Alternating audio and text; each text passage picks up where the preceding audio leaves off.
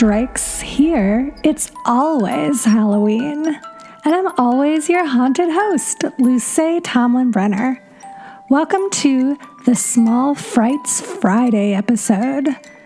These episodes are a collection of Halloween stories, memories, and queries from our All Hallows Hotline and our EEEEK mailbag. If you would like to call and leave us a little message that we can share on upcoming episodes, you can dial 802-532-DEAD.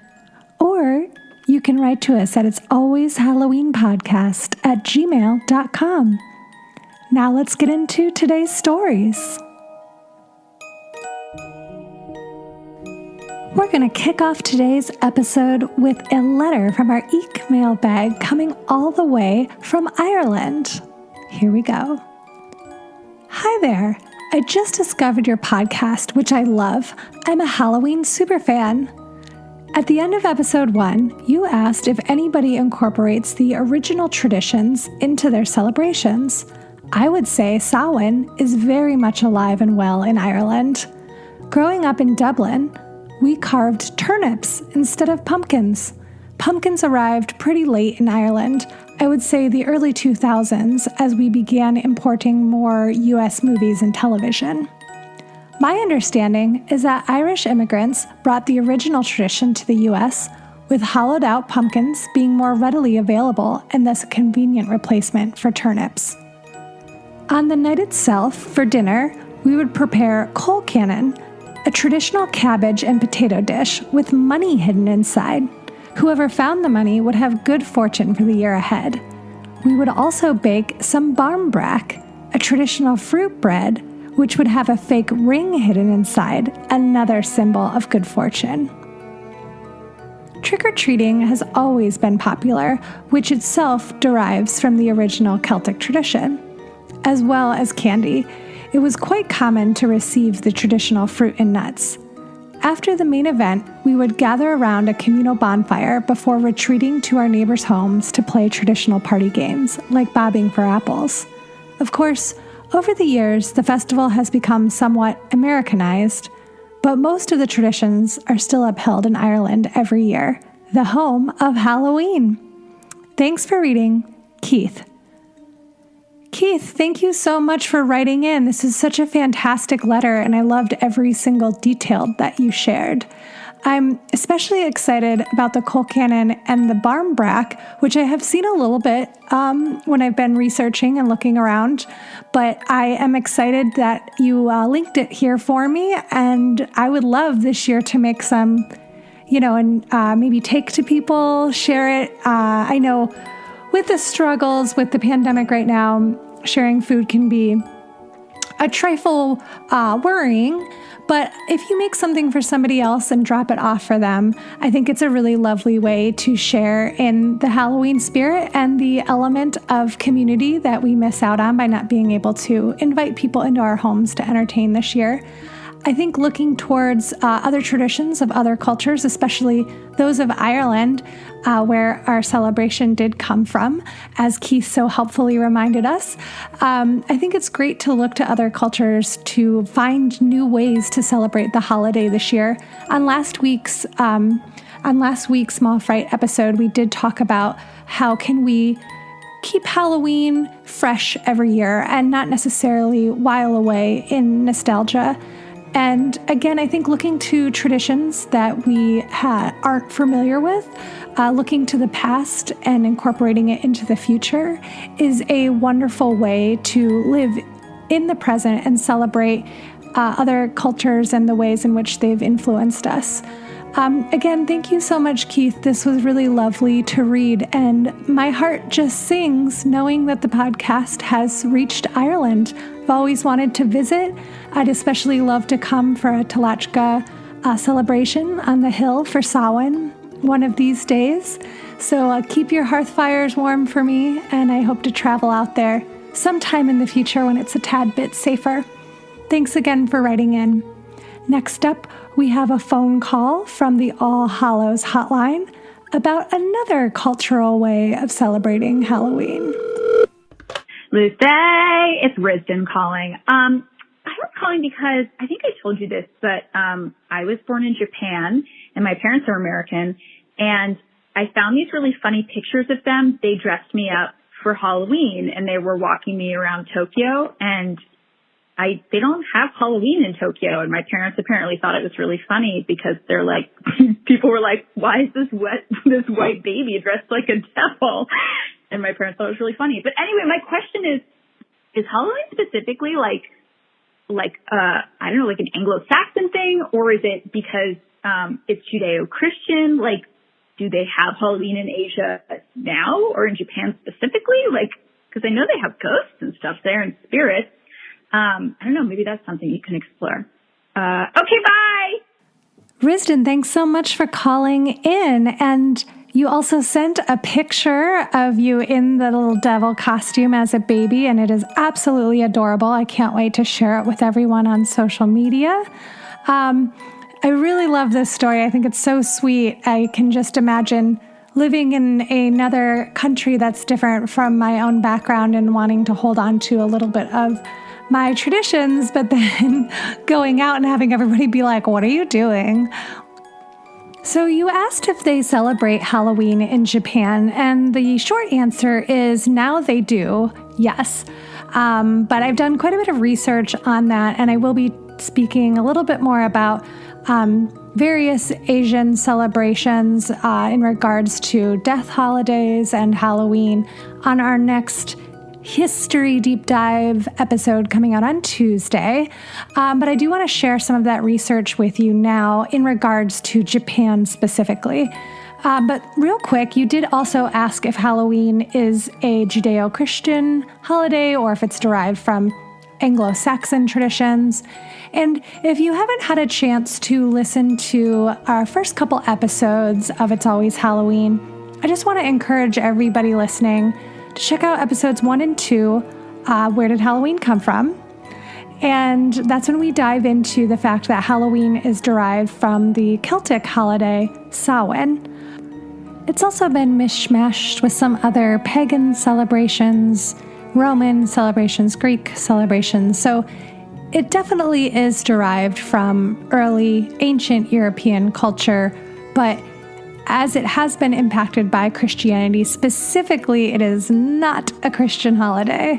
So definitely check out the first couple of episodes of this podcast if you want to learn more about the roots of Halloween specifically. But before you do that, don't turn that dial. Let's get into a little bit of Japanese history with an Americanized Halloween. So the origins of Japanese exposure to American Halloween can probably be traced back to Ray Bradbury's 1967 book, The Halloween Tree, which was then translated into Japanese in 1973. Now, that same decade, 2 really important horror films came out in America, The Exorcist and John Carpenter's Halloween. Now, those were such huge hits that they made it to Japan a couple of years later, and they were really big hits there as well. So these kind of big Halloween, scary American horror things coming to Japan definitely made an impact and probably was the first exposure to our horror culture in that way. But these films and the book didn't fully spur Japanese, embracing of Americanized horror and Halloween culture. It seems like 2 things contributed to that. One, in 1983, Thriller by Michael Jackson, the music video, obviously the song is great, but also the music video is outstanding and was, again, huge hit, took the world by storm. And at the time, the fashion in the Michael Jackson's fashion was very impactful to the youth in Japan. And you could see that really taking hold in Omotesando, which is this main thoroughfare of very high-end designer stores, very similar to Rodeo Drive in Beverly Hills. So lots of the fancy, fashion-forward youth would hang out in that area. And the popularity of his style, Michael Jackson's style at that time, seems to have stimulated an interest in the fashions, the horror fashion, Halloween fashion in Japan. But the other thing that happened, aside from Thriller, was that Disneyland Tokyo began doing Halloween street parades in Japan. Now, Disneyland Tokyo was the first Disney park outside of the United States, so they were basically 100% importing American culture into Japan in that way. Then there was also this store in Harajuku called Kittyland, and they started doing Halloween parades in what they call Halloween fancy dress, which I believe is like costumes. And speaking of costumes, it seems like one of the ways that Halloween has remained relevant in Japan is because of cosplay. Cosplay has become popularized in America in the last 10 years, but it's a hobby and activity that the Japanese came up with in the early 80s and eventually got imported to America. So because of the Japanese love for cosplay already, it was kind of this perfect marriage with Halloween, a costume-dominated holiday. So let's get into the modern day and talk about some Halloween events. So basically, October 31st is a really big party night in Japan. And we're talking a lot about like the larger cities and Tokyo for sure. So in Tokyo specifically, there is this shopping center, it's a shopping district perhaps, called Shibuya. And there is a giant street party there every year and a costume contest that attracts over 1 million people. It's said to have gotten very chaotic in recent years. They've had to ban drinking because there was so much property damage and vandalizing. So looking at pictures of it, you can look it up online. Shibuya is Shibuya, and there are just some wild photographs and really cool costumes. So definitely check that out. It's also October 31st is a popular night for going costumed to nightclubs and different public parties. It's not as common to have home parties or to do trick-or-treating in Japan. And then some other Halloween-inspired events. Again, Tokyo Disneyland does do a huge event throughout September and October with big parades and floats and performers. They also have haunted attractions and dance parties. And then Universal Studios Japan does the haunted houses like they do here, Halloween Horror Nights, and other scary activities, including a special holiday-themed movie ride, which seems super fun. And then an amusement park that I've always wanted to go to in Japan, Sanrio Puroland. For Halloween, the costumed characters at this indoor theme park, known for its Hello Kitty theme, transforms into spooky ghosts and goblins. And they also have themed parties there throughout September and October. So as you know, Japan is definitely big on sugary treats and desserts all year round, but restaurants and bakeries definitely capitalize on the holidays so they can market to consumers. It's pretty common to find orange, black, purple, and green desserts at bakeries and restaurants around the country. The purple specifically tends to be made from purple sweet potatoes, which are really popular. And I would absolutely love to try a purple sweet potato dessert from Japan for Halloween. And then another thing that I love is that McDonald's in Japan has done like these really big like specialty food rollouts, really cool stuff that I wish they would do here. A few years ago, they had these special Halloween fries, which are just like regular French fries, but they're drizzled in a chocolate sauce and in a pumpkin spice sauce. And it's purple and orange, and then it looks like black, but it's brown because chocolate. If you look up pictures of the McDonald's Halloween fries in Japan, they're really cool looking, very much spirited, would definitely get me in the mood. And then there's another really cool food item that McDonald's used to have, which is a squid ink burger. And it had dark buns that were made with black sesame and 2 beef patties, cheddar cheese, chipotle sauce, and then black squid ink and fried onions. So it's this really cool, like black and gray, drippy burger.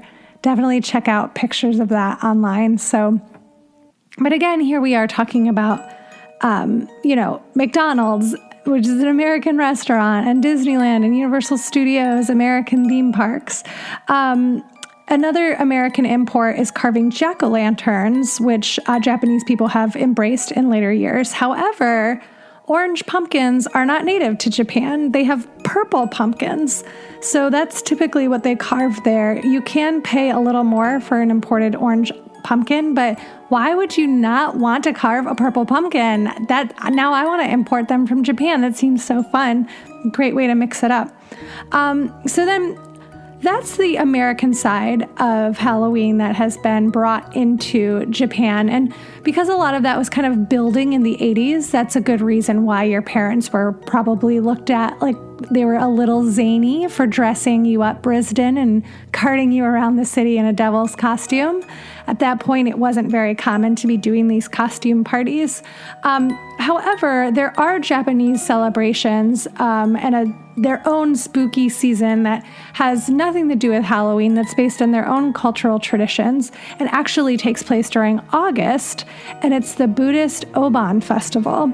It's a time when it's believed that ancestral spirits return home for their annual visit to dance and celebrate and reunite with their living family members. So this is a typical time when Japanese people enjoy telling ghost stories and doing haunted attractions and remembering their relatives. And it's very similar when we talk about Day of the Dead, although it tends to happen all month long. So we're going to get a little bit more into the Obon Festival in next week's episode on Tuesday when we get into the history of different Halloween-like celebrations that happen all over the world. Thanks so much for your call, Risden. Please call in if you live in Japan, if you've ever lived in Japan, and you want to share what your experience has been like, either with Obon or an Americanized Halloween celebration. I would love to hear from you. Next up, we have another call this time from a listener who wants to know about real-life haunted houses. Hi, I love Halloween. Lately, I've been getting really into the supernatural for Halloween, and I was wondering if you knew of any good haunted places in LA that I could go check out, like haunted houses or something like that for Halloween this year. Love the pod. Okay, bye. Thank you so much for calling in. I'm glad that you love the pod. I also love visiting haunted places. I love haunted houses, the fake kind that you walk through. And unfortunately, we won't be able to experience those this year, but a very fun thing that you can do regardless of the pandemic is to do a little tour of your town or your state and find all the real-life haunted houses and buildings and landmarks that are there. So, caller, you asked specifically about haunted locations in Los Angeles, so let's just go over a couple of them real quick. And if you live in the LA area, please, I encourage you to check out haunted locations in Hollywood. There's pretty much an endless amount. First, let's get started at the Pantages Theater, which is in Hollywood, and it's basically our Broadway theater. This one has at least two ghosts, a singing woman who's said to have died in the mezzanine in 1932, and Howard Hughes. That's right, Howard Hughes' ghost, the guy who was RKO, made a bazillion films, crashed his plane. You all saw The Aviator, right? Supposedly, he can be seen on the second floor where he used to have offices. So that's pretty neat. Next, let's check out the Knickerbocker Hotel. Now it's a senior living facility, but it used to be a hotel, and it's considered to be one of the most haunted places in Los Angeles. It was built as an apartment building in 1925, then became a fancy hotel. Supposedly, Rudolph Valentino haunts the bar, and Marilyn Monroe hangs out in the ladies' room, although I've also heard that Marilyn Monroe hangs out down the street at the Roosevelt Hotel, so her ghost must really be making the rounds. Next up, I got a safe one for you to visit. You can check out the Hollywood sign. Peg Entwistle is probably the most famous failed actress in Los Angeles history because she jumped from the Hollywood sign's H to her death in 1932. Many people have reported seeing a woman matching her description dressed in 1920s, 1930s clothes. So perhaps if you visited the Hollywood sign, I was going to say the Halloween sign. I wish it was a Halloween sign. Perhaps if you visited the Hollywood sign, you could also see Peg Entwistle jumping from the H. All right. There's also the Queen Mary, the boat in Long Beach. Supposedly the pool is very haunted by children who drowned in it. Scary. There's also, like I said, the Roosevelt Hotel is supposedly been haunted by Marilyn Monroe. But then also Montgomery Cliff, supposedly he hangs out in room 928, which is where he lived when he was shooting the film From Here to Eternity. And one psychic has also detected Humphrey Bogart, Carmen Miranda, and Betty Grable. So, Roosevelt Hotel, very haunted place. There's also another cool house, which I actually have not been to. I didn't know about, the Ghostbusters house. It's on 7708 Woodrow Wilson Drive in Los Angeles. This is where Dan Aykroyd was living when he got the idea for Ghostbusters. He said he was inspired by the house's extreme hauntedness. Possible ghosts include two of the former residents, Mama Cass Elliott and Natalie Wood. Another place to check out, the Alexandria Hotel in downtown Los Angeles. The Alexandria used to be pretty fancy. Now it's low-income apartments. Supposedly, Rudolph Valentino leaves the Knickerbocker to occasionally visit his old 12th floor suite here at the Alexandria. And the basement, which is filled with tunnels, is supposedly haunted by a couple of mobsters, at least one of which who also likes to travel and go visit the Comedy Store, which is our major comedy club here in Los Angeles that's also quite haunted. And there's a rare one I want to recommend, the Bullocks Wilshire. I actually live really close to this building. It used to be a big, grand department store.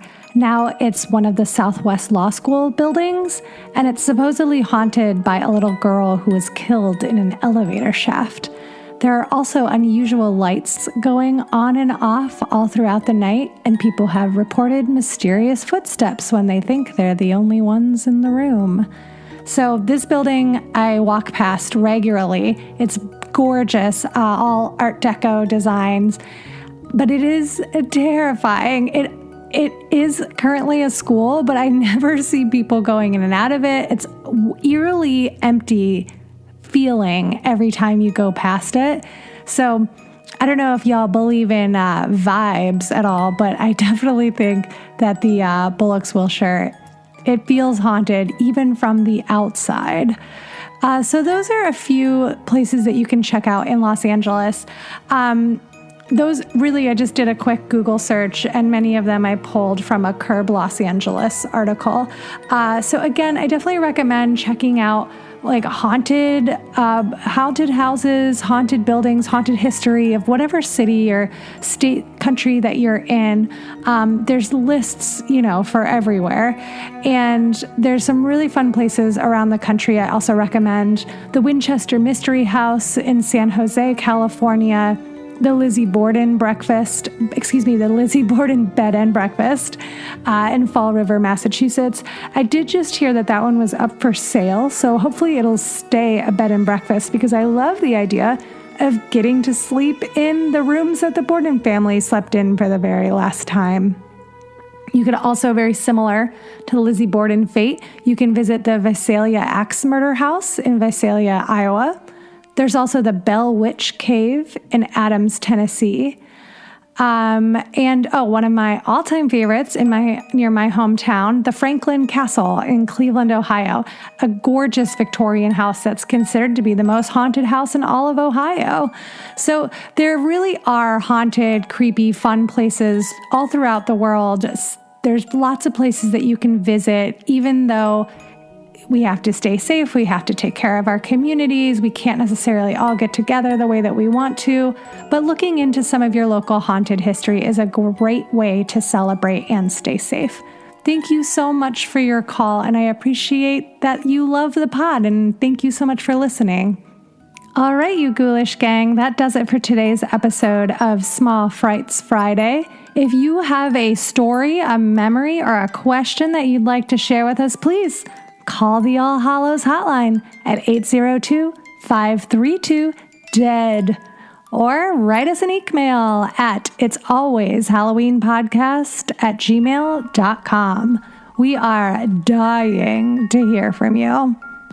It's Always Halloween is researched, written, and performed by me, Luce Tomlin-Brenner. The editing, theme music, and sound design is by Pete Burns. Thanks, Pete. You can follow me on Instagram and Twitter at LTBcomedy and Pete at Mittenberries.